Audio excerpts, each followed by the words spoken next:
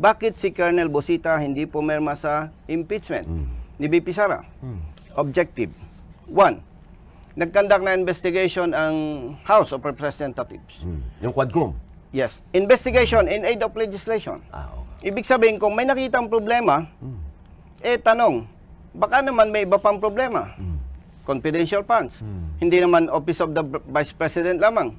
So meaning, kailangan, may nakita kang problema, magsulong ka ng batas na mariresolve yung problema. Why? O sige, assuming, ipa-impeach natin si Vice President Sara. Na-resolve ba yung problema? Makikinabang ba ang taong bayan? Hindi makikinabang ang taong bayan. Kaya po, tayo ay naninindigan na hindi tayo pumapabor sa impeachment. Pero linawin natin, hindi po kayo bata ng mga Duterte. Binanggit nyo kanina sa akin, hindi kung magkaibigan ba kayo, sanggang dikit ba kayo ng mga Duterte, o hindi nyo sila kilala? Kilala ko lang ang mga Duterte. Sa pangalan? Opo. Pero as in personal na close? Wala po.